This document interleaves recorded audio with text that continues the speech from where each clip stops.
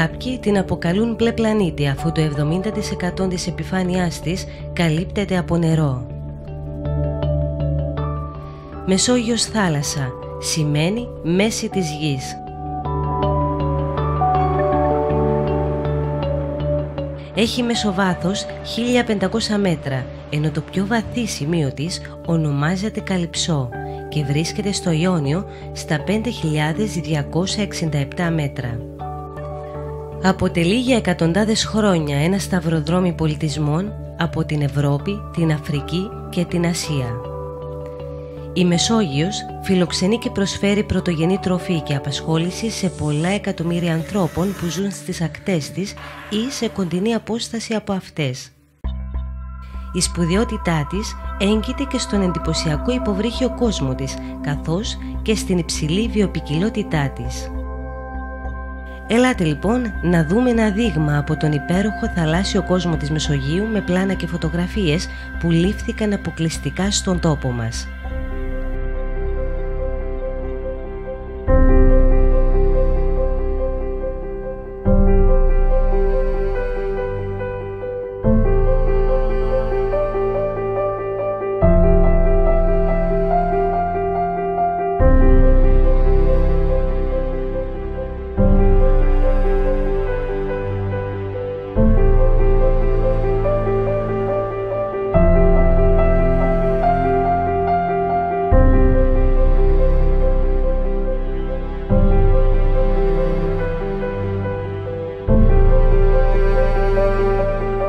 Η Μεσόγειος, παρόλο που καταλαμβάνει μόνο το 0,8% των περιοχών που καλύπτονται με θαλασσινό νερό σε παγκόσμιο επίπεδο, φιλοξενεί το 18% των θαλάσσιων ειδών, εκ των οποίων το 25% δεν παρουσιάζονται πουθενά αλλού στον κόσμο.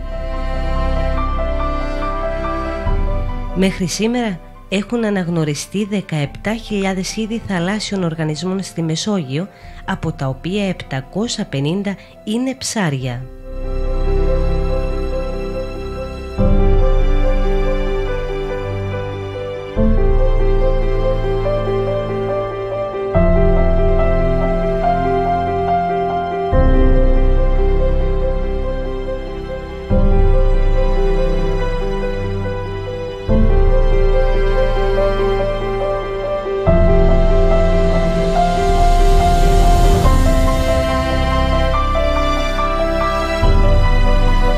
Δυστυχώς όμως, ο άνθρωπος δεν κατάφερε να ζήσει αρμονικά με το φυσικό περιβάλλον και άφησε ανεξίτηλα τα σημάδια του.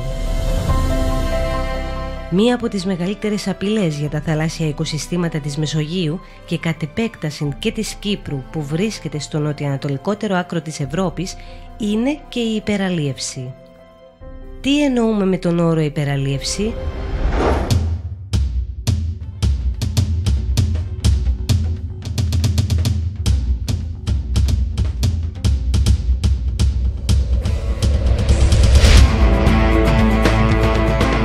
Είναι η κατάσταση που δημιουργείται όταν τα αλλιευτικά αποθέματα μειώνονται σε τέτοιο επίπεδο λόγω της υπερβολικής αλλιευτικής δραστηριότητας, και αυτό καθιστά απαραίτητο να ληφθούν επιπρόσθετα διαχειριστικά μέτρα.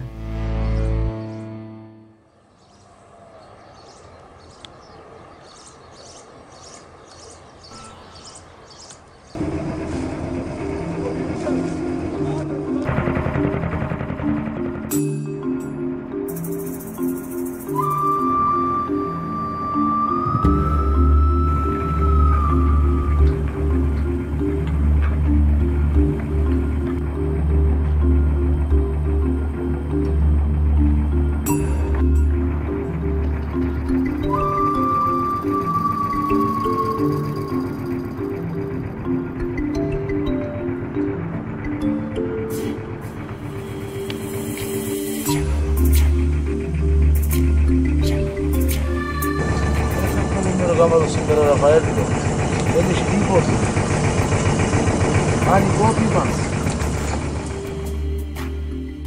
Χρόνο με το χρόνο, αυτό που έχω να πω, ότι τα αποθέματα στις θάλασσες μας λιγοστεύουν και σε λίγα χρόνια δεν κάνουμε κάτι, όλοι μαζί δεν θα βλέπουμε ψάρι στη θάλασσα. Ακόμα εμείς με το τμήμα αλίας έχουμε συνεργαστεί, μας ερώτησαν οι άνθρωποι για να κάνουν τεχνητούς υφάλους. Γιατί αυτοί που μένουν πρέπει να επιβιώσουν. Πρέπει να επιβιώσουν μες στη θάλασσα. Δηλαδή να μπορεί ο επαγγελματίας να βγάλει ένα κομμάτι ψωμί να ζήσει στην οικογένεια του. Την αλία πρέπει να την προστατεύσουμε.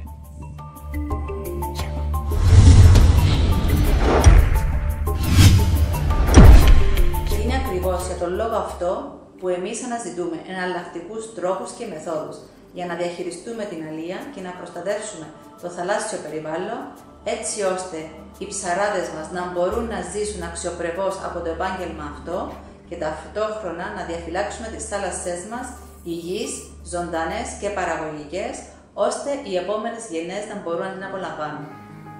Είναι αποδεκτό ότι για αρκετές δεκαετίες διεθνείς αρμόδιοι οργανισμοί επιδιώκουν με περιορισμένη επιτυχία μέχρι σήμερα να αντιμετωπίσουν το πρόβλημα της υπεραλίευσης.